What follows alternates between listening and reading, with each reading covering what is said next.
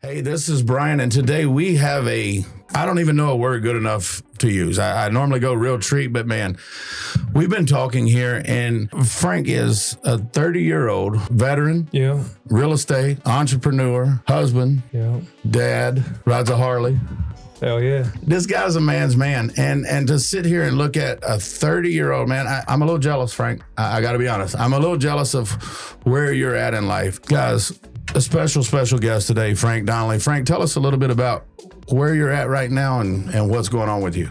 I appreciate it, man. Thank you so much for the kind words. Yes, sir. But, I'm blessed. I just, me and my family, we do real estate. My wife and myself, it's a real estate team. Right. And we're helping people in North Alabama, Southern California. Long story short, I met this beautiful Southern belle in Virginia when I was in the military. Nice. And took her to California. She brought me to Alabama, and I fell in love with Alabama. Good place to raise kids. Yes. And now we got kids, and we just bust our ass and take care of families. But at the same time, we try to bring value to others around us. Right. We sell real estate, but also we try to help other people along the path with more than just selling a home. If it's a consumer in the marketplace, or if it's other entrepreneurs like ourselves, when it comes to people that want to elevate their business and game and try to bring value to one another. Oh, that's so cool. We met basically on Facebook, if I remember correctly. And this guy, being the genius that he is, said, hey, I'm moving to the area. Can you tell me which county does what? What's the school systems?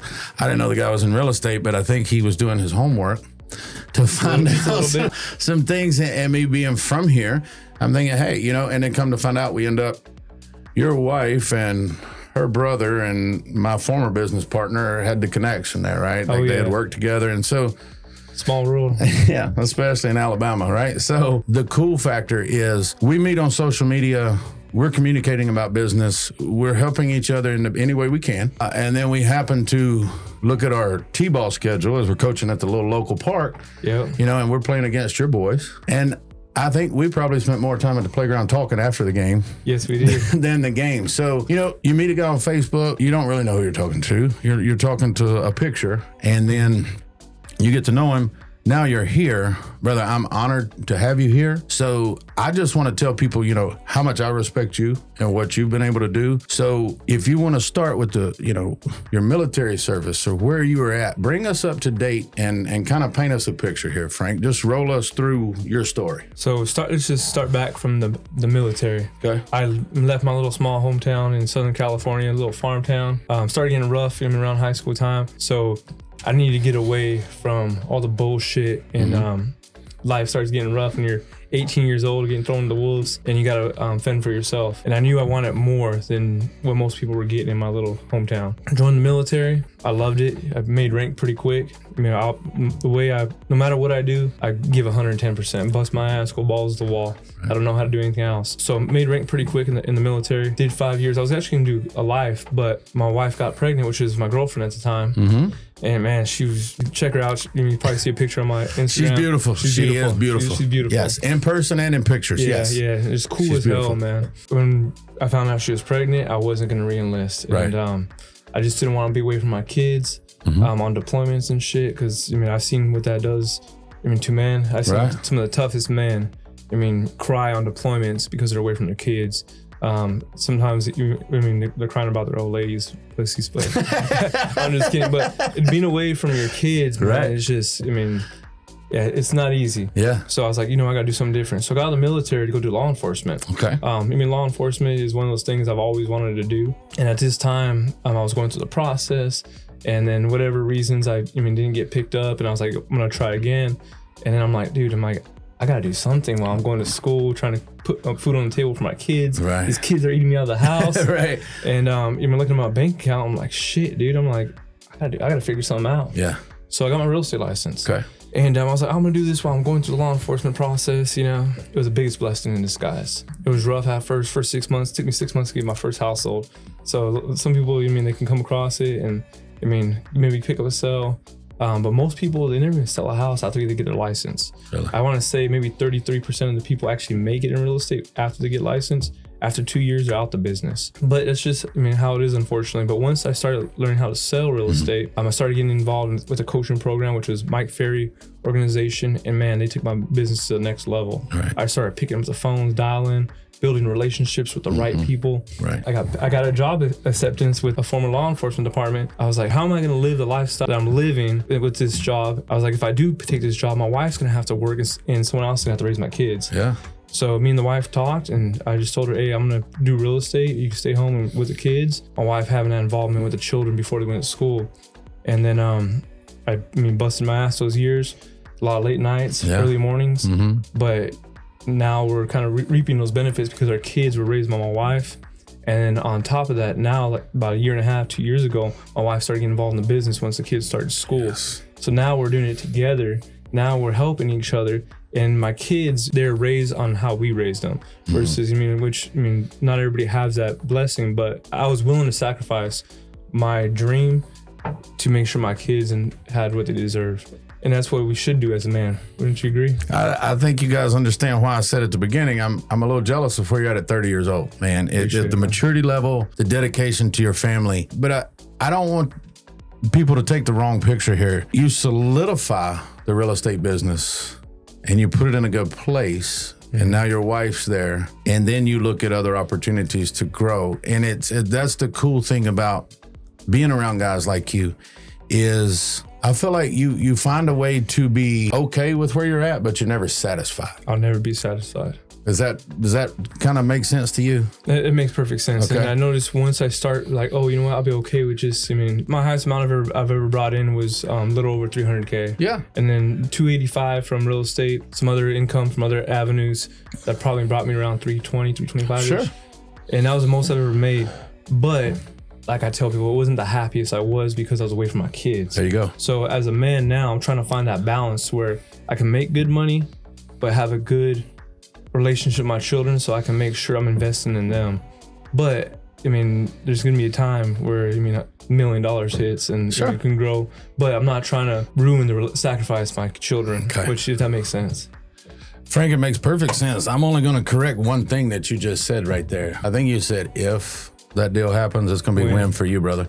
It's going to be a win for you because of who you are. And what I'm hearing is, it's so cool to me to hear that, okay, you've had, making six figures, guys, it's not that much anymore. $150,000, you ain't going to take care of a family and you're not going to be able to do anything. Now we're talking 300, you're starting to get into, closer to that top 5% of earners, and you're able to do other things. So the thing that, I'm hearing, Frank, is you didn't come into it and start looking for the easy way. You didn't look for, I've got to be here with my kid. No, my wife's going to be here. I'm going to go bust my ass. I'm going to figure this out. And your boys are 6? My twins are 6. Twins are 6, yeah. So, my youngest is 6 as well, right? Because that's at the ballpark. But to hear that you implemented that first, you went out and learned the business. You didn't sit back and say, oh, I've got an idea, or I don't have to do anything. All right. Yeah. So, you work smart, okay? I think in the military, you probably worked hard. Yeah. And now you work a little smarter, maybe? I work a lot smarter now versus probably 3-4 years ago when I was putting 80 hours a week. And tell us about that. Because I don't know if there's such a thing as balance. When you're a dad and you're a business owner, you have to kind of be where your feet are. And I use the acronym WIN, what's important now. Mm-hmm. Am I being a dad? Then I need to be a dad. If I'm doing the podcast, I need to be focused on the podcast. Be where your feet are. So how are you able to do that? Because I've seen you with your wife, and it's obvious that they like each other. I've seen you with your kids. I don't know if she feels the same way 100% well, not all the time. No, not all the time. But they love each other. Most of the time. So, yeah. So I've seen her at your event that I got to go to where you were speaking with those other guests, man, and getting to see them and the family support. So how do you do that, Frank? How do you set that standard and build that culture in your own home? Man, it might be because of my skin color, being Mexican-American. Family's everything. Awesome. And one thing I've noticed along the Hispanic culture, not everybody, but most of the time, very tight when it comes to family. Yes. But if you look at the downside, unfortunately, a lot of Hispanics aren't in that 5% when it comes to prosperity, when it comes to wealth and stuff like that. But they're very rich when it comes to family. Yes. So trying to instill that family first for my family is huge for me. Yeah. No matter what I'm doing, my kids are involved. There's times where I go door knocking and I take my kids with me Hold on. Did you say you go door knocking? I go door knocking. I probably should do it more, but I go door knocking. And you've made over $250,000 in 1 year, and you still door knock? I still door knock. I love it. Yeah, and the wife goes with me too. I love it. It's a family thing. Yeah. And I think getting my family involved, they're like, there's my dad, That's so Dad's cool. out there doing his thing. Proud. Yeah, they're very proud. So That's it's awesome. Instilling family when it comes to business, I think is huge. And it's something that let's just say, if I'm busting my ass, but I involve my family, my kids are starting to see what it's like to put in the work. Not to sit at home all day. Right. Don't get me wrong, I like to drink beer and drink every now and then. Well, we may have one after this. Exactly, I'm down with it. But I don't want them to be like, oh, my dad's a guy that when he clocks out of work, all he does is sit on the fucking couch drinking beer like most guys nowadays. Yeah. I don't want my kids to be like, oh, Dad, can you play catch with me? And I'm that dad that's like, oh, I'm too busy because I'm too fucking lazy or I'm too burnt out after a 40-hour work week. Yeah, come on. Like, unfortunately, that's most Americans nowadays. Yeah. In our country, a lot of dads that aren't putting that time in, and moms as well. Yeah. But I understand it's not easy. Sure. But we need to make sure we do it for those kids and for the future of America. Again, I don't know how many times you're going to throw out a nugget and I'm going to relay it to somebody a little bit older than you that I respect, brother. And I was fortunate to get to listen to Andy Elliott speak at the beginning of last year. Nice. And he said, he's a badass. Yeah. Andy, you a badass. We'll see you in March. Bring your family with you was kind of his speech that day. It's what I took from it. Yes, he had a guy on stage that could recite and handle any objection on the phone. And it was a sales training. So, Andy, I did get the point. But ultimately, when he said, bring your family with you, and then I hear a guy like Jesse Itzler say, this year in 2024, because we're doing the big ass calendar where we put our family stuff first, we plan our business around our schedule. We don't plan our schedule around our business. Nice. Okay. Thank you, Jesse, for that. But he said in 2024, he's going to make sure when he comes home that if his kid wants to have a catch at 8 p.m., that he's going to have a catch at 8 p.m. Nice. Just like you just said, brother. And that's what you're saying, things that these multimillionaires are saying. That's what intrigues me about you. So, you guys hear me enough. So, Frank, take us from the real estate, the door knocking, the cold calls, everything that people hate to do. I also saw something on your Instagram where you may look a little different when you're negotiating a deal versus showing a home. Tell us how you do that social media and how are you building that side? So how I'm building the social media or how I'm different when it comes to a listing presentation or negotiating a deal? I like both because I like that post that you made where it had the two pictures. Yeah. Right? Yeah. So when it comes to business, you got to know when you got to be a pit bull and when you got to know when to be a professional and you got to know when to lay back. Yeah. And that's something that, you don't learn when you get right into business. But as time goes on, if you shoot me a listing presentation, I wear a suit every time. Right. I would never go to a listing presentation not wearing a suit. Okay. And I'm a professional at the table. Of course, I can handle objections when needed. And you got to understand, I'm 30 years old when I got in the business. I was 25 in a predominantly older community. It's a retirement community, and then most of my competition were 50 plus. I'm the young gun, young cat, and I got tattoos and shit. Right. So it's like these people need to see me as an authority when it comes to real estate business as a professional. So that's why I wear the suit quite a bit, and I don't really want to get away from it now. When I show homes, I still wear a suit. For the first meeting, and I get a feel for the client. Sure. And I got to know, okay, this person. Like I had clients say, hey, you don't got to wear a suit when you come to show us houses. And if I know I can dress down a little bit, but I make sure to still dress professional. But when it comes to negotiating deals, there's times where I gotta be a bulldog, man. Yeah. There's some times where I gotta really fight for my clients. Absolutely. And I'm military, grew up rough. I'm not a pussy. Yeah. So I will fight for my clients. Right. Which, unfortunately, in this business, there's a lot of people that won't. They're just like, oh, I need a paycheck. That commission breath shows. It does. Me personally, I don't have that commission breath. Been blessed because I learned if you have that commission breath, you're gonna put your own selfish needs in front of your clients. And I'll never do that. So I don't want to be a bulldog, but you gotta know your market too. You gotta know what's going on. Yeah. You gotta know when to give in. Yeah. And I've learned that especially this past year. And on negotiating, on knowing when to give in and telling your client, hey, you know what? This is the market. You would have got $500,000 last year. It ain't that year. You're lucky if you get 475. And you got to break you got to be honest and straightforward with people instead of trying to sugarcoat shit. And Yeah. I think that's what separates me from the competition. I love it. I love it. And when you go into those deals, okay, is there a story that you have where you may have not got the house sold or bought based on it wasn't the right deal for the client, but you could have got paid on that deal? Have you ever? Man, so I'll tell you a story. Come on. Before I came back to Alabama, I had a homeboy, which is a good friend of mine. Yeah. And he trusts me with his business, and he has a roofing company. Okay.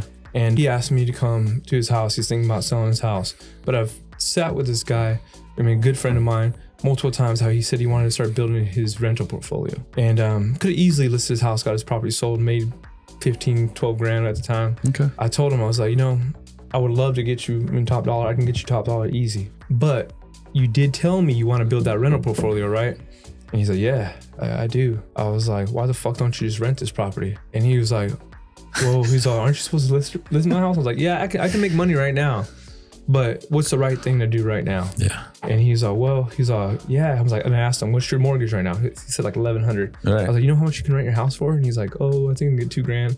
The guy's probably getting more than that for his property now. Right. And now he's cash flowing some good amount. He can pull equity from that property whenever the fuck he wants. Yes. And or let's just say if he ever needed to, he can sell that property and probably make more than what he would have sold that property for, let's say a few years ago. Of course. But yeah, those are the situations where I could have closed him like that. He trusts me. And number 2, I mean, I could sell fucking ice to a fucking Eskimo. Right. And but just because I have that power doesn't mean I'm gonna take advantage of someone. That's the difference between, you know what I mean, doing what's right or being a piece of shit. It really is. And I do. Thank you for saying that. And I'm not perfect, you know. Right. I mean, I tell people all the time, I'm a good man, but I ain't perfect because Right. Right. But at the same time, that's what separates, you know what I mean, from doing the right thing and the wrong thing. The guy that I've grown to respect here recently, you know, he said a lot of decisions are based on faith or fear. I don't sense a lot of fear from you, Frank. I don't sense a lot of hesitation to do the right thing. And is that a tribute to where you grew up? Is that a tribute to who taught you that, or is that just something that you said from your family and your culture and how important that is, you know? But how do you feel about that? I don't like making decisions out of fear. Right. Have I done it before? Yeah, of course. We all have. We've all been there. I don't like making decisions out of fear, greed. I try my best to do what's right 100% of the time, as long as I feel it in my gut.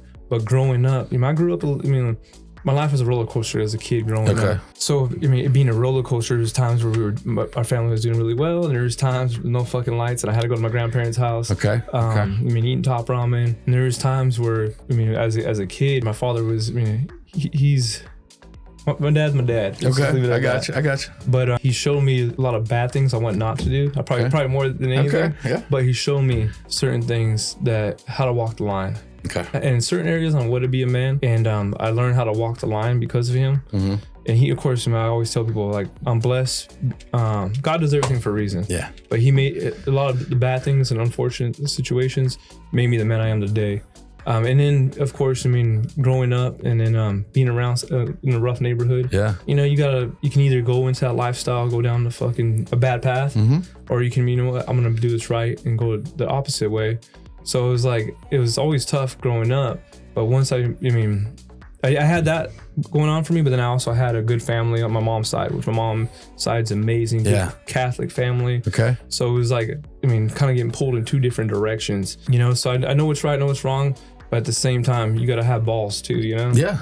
So it's exactly. So you get pulled in 2 different directions, and then going to the military really, I don't want to say made me a man, but it helped me, put a better head on my shoulders, made me tougher, and I even met a beautiful wife on top of it. But it straightened me out, showed me discipline, which I needed discipline because I didn't have discipline growing up. Yeah, I was a hard worker, but no fucking discipline. Got it. But yeah, I grew up from that. You can either do what's right or wrong.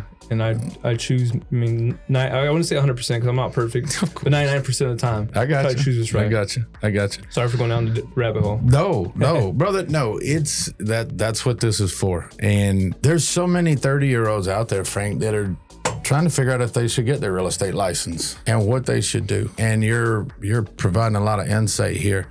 The one thing Get your real estate license if you're thinking about it. why not, right? Yeah. Time's going to pass anyway. You might as well get Exactly. something done. As you look at your success, okay, I think it all starts at home. And with you're saying that family's most important. So we've established that now your real estate business is taking off and your wife is involved. And I got to hear a really cool guy speak with you a few months ago. And tell me some things that being in a group or how you're growing, what's next on the horizon for Frank that you can share with us that doesn't get you in, that you can share now. We'll go there. Okay, cool, man. So what's on the horizon now, we're going to keep helping families selling houses, but we're also looking for partnerships with other agents that are trying to grow as well. Okay. And that's what we're looking for now. I got a network of some of the best agents across the nation. I'm networked with Brian Costello, James Shelby, Robert Villanueva. Yes. And these guys, guys that have made a lot of money in real estate, have coached in real estate as well. Right. No, I'm not looking to coach at the moment. That's not something I'm looking to do. Right. But I'm willing to help people that are looking for help. Right. Just a little bit of advice. And if you want to bang phones with myself or my wife, we're willing to bang phones together so they can hear and see what we're doing. Right. And when people, of course, partner with us, with Real Broker, we have a partnership. And I have an interest in them because with our company, it's very similar to multi-level marketing. Yeah. And some people might frown at it, but at the same time, if you can provide value and you're able to lift people up, why not? Well, here's the thing that I like that definitely. But on the multi-level marketing side, can you tell me one business that is not multi-level marketing? Not too many. I don't know of any. Like in the military, there's a ranking system, right? Yeah. And so that's a multi-level hierarchy. Yeah. There's guys that are in this brokerage that have been there longer than you, that you lean on.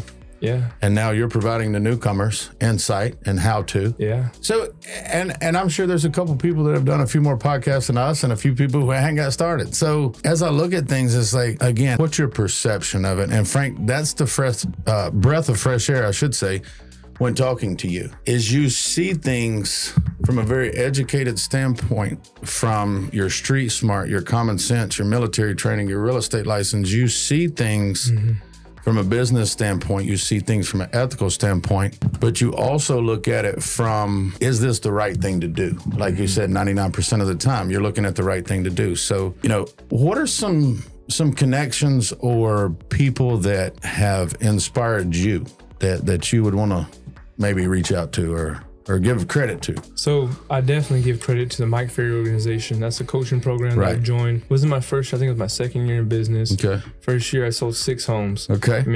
It was maybe 40 grand is what I made. Hey, A little take or give in the business. And I was struggling. I was like, I got to figure a way out. Unfortunately, the brokerages that I was at, they were like, oh yeah, just post on social media or sit at the desk and hope somebody calls you. Right. And I'm like, dude, there has to be a fucking better way than this. Right.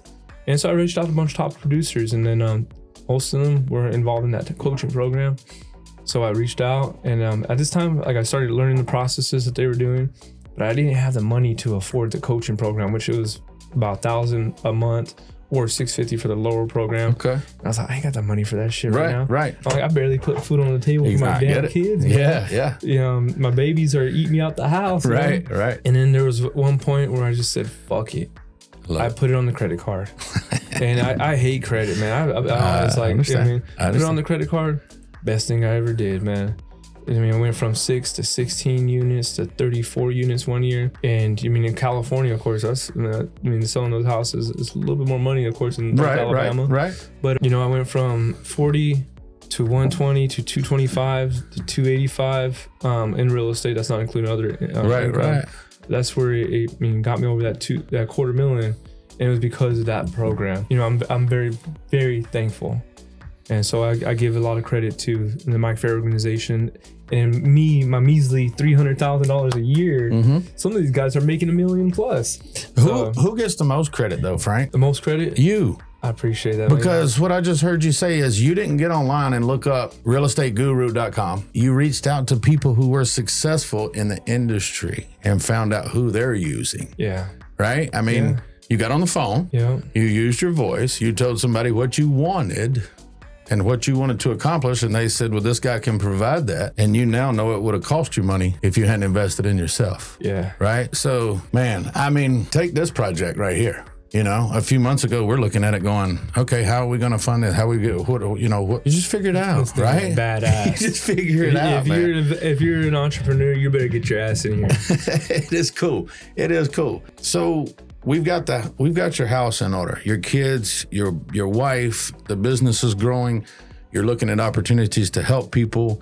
You're growing. You know, what are some things that we could do as consumers if we're looking to buy or sell a home? What are some checklists? What are some things that we could do to look at? How would I know the value of my home? If I wanted to sell it, well, could I call you? How would that play out? How would that play out? So if you know me, or even if you don't know me, reach out to me.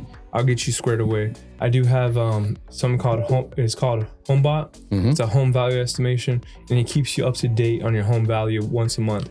Go straight to your inbox. And of course, that's not the end all be all. Right. But if you're, say 90 days out thinking about selling your house, give me a call. What I do, I meet with my clients, or my wife will meet with the clients. Right. And then we go over a checklist on what they should do to get their house ready, market ready. Okay. And we let them know how much their house is worth in today's current market. Okay. I'm honest and I'm straightforward.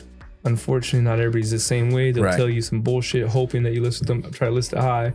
I've seen a lot of that this past year, unfortunately, because the market changed. But one thing I always do is be honest, even if it costs me my word and my balls. I won't break them for anybody. You know what I mean? Just not gonna break them for anybody. So Absolutely. I'm always gonna be real with people, and just give me a call and we'll make sure you're squared away. And at the same time, there's some people that are like, oh, I gotta get everything perfect. Right. You're never gonna get everything perfect. Right. But we're gonna tell you where the money is gonna be well spent versus spending all this money on things that isn't going to bring you a return, and next thing you know, you're out money. So if I was getting my house ready to sell and I decided to replace all the windows, like you would tell me, well, yeah, you could replace the windows, but you really need to look at this first. You really need to upgrade this side or adjust this, so you have your checklist that you can walk somebody down the path. Yes. And make it easy. Exactly. Right?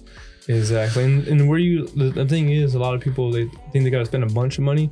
No, because let's just say you end up putting 40 grand into your home in areas that, aren't going to give you a return. You end up being out that, let's just say 20 grand, whatever, on the sell of your home. I want to make sure that you maximize your return, not, the opposite. Right. Why don't more people in real estate operate like you, Frank? What keeps other people from doing what you do? I think, and this may sound bad, but most people want the easy way out. Most people, they want to make the money. They want people coming to them without putting in the work. Right. That's not how it fucking works, man. That's just not how the world works. You have to bring value to others. You have to go out and hunt. Yeah. And then you show your value, and then deliver and have a good track record. I didn't start with a track record, of course. Right. But you got to be willing to hunt. And most people aren't willing to hunt. And then level of service, your standards. My standards when it comes to business and the way we operate, we market a home, are a lot higher than my competition's. Yeah. And unfortunately, a lot of people will put this little small ass sign in people's yards. Don't even use professional photos. And if they do, they use the cheapest photographer in the marketplace. I only use the best. Right. And then if I find someone better, I will replace them with the best to make sure my clients get the best. So if I'm looking at this, okay, I could go with this real estate person, or I could go with Frank. All right. Help me understand something. So if I sell the house, do you get paid more or less than the other real estate agent who didn't use a professional photographer, who put the small sign in the yard, who maybe didn't have the system in place to get the house ready, possibly staged? Do they get paid more or less than you? How does that money break down on a real estate? Most of the time, honestly, we all get paid the same. That's most of the time. Thought. Not all the time. Okay. But there's some people that can't negotiate their own commission. They're like, oh, well, they cut their commission grossly. But then if they're cutting their commission, grossly, just think about how that's going to work out when they come negotiating on your house. And I've seen it firsthand, and honestly, I take advantage of those agents when I'm representing my client, of course. Absolutely. Because if you can't. Well, you should, and that's when you're the pit bull, exactly. And that's when you're like, hey, this is my team on this side of the table. They have paid me what they should have paid you, but since you devalued yourself, I'm not playing that game. I'm worth more than that. Exactly. Right. And you still have the people that know how to negotiate their commission and get that full amount. Yeah. And then they go do a shit job. And I'm like, dude, you're getting paid X amount of dollars. Yeah. Let's just say someone's going to get paid 10, 15 grand on selling a home, and you're going to put a small ass sign in the yard and take photos with your goddamn iPhone. Yeah. Like, what are you doing, man? Right. Like, that person trusted you with their investment.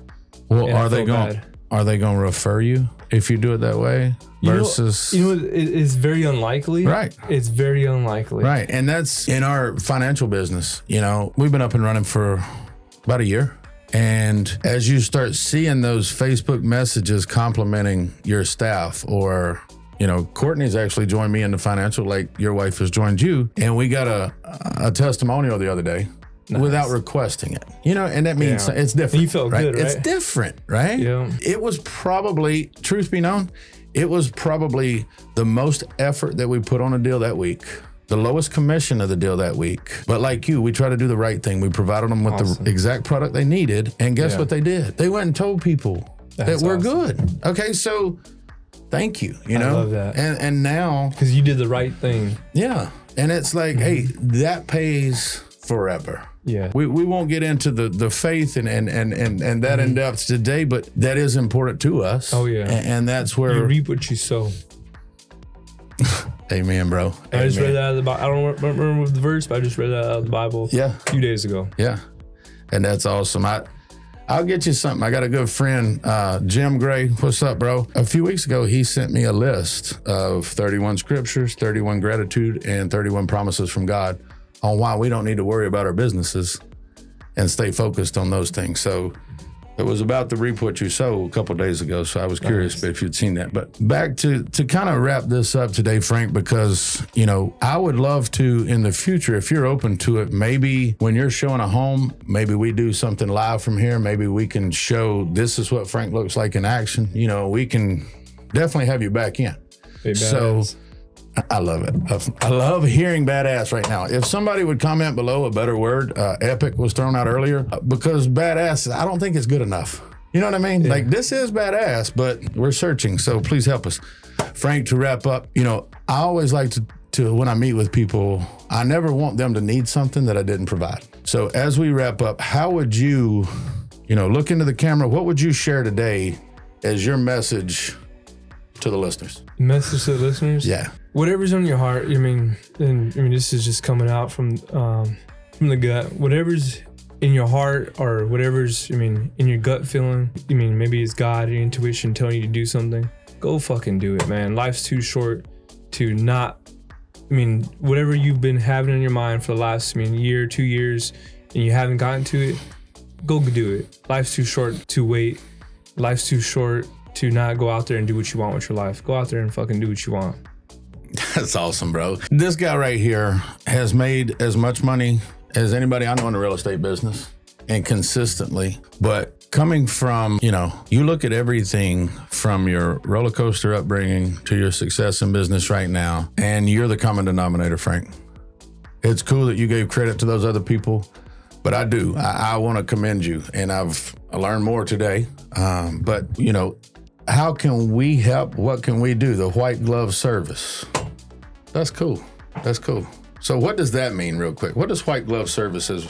White glove service basically is, you see a lot of luxury restaurants where you go to these nice restaurants in Vegas and they're wearing the white gloves and stuff. We see ourselves as a white glove service when it comes to North Alabama or Southern California on the areas that we service. Yeah. With our clients, we want to make sure we give them the best experience possible. When I talk about standards, our standards are high, and they're high for a reason, and we like giving our clients the best experience. So that's why we went with the white glove service. I love it. I love it. I love it. Guys, Frank's been awesome. Hope you guys have enjoyed it. I know I've picked up a lot of nuggets today. We'll have Frank back on soon. And Stu, please help us with the outro and whatever we need to do there, brother. Awesome. Thank you so much for having me. I appreciate it, man. And if you're watching, make sure you guys like, comment, and share. Make sure, if you ain't following Brian, make sure you follow that. Love it. Love it. Thank you, Frank. Awesome, man. I appreciate it, brother.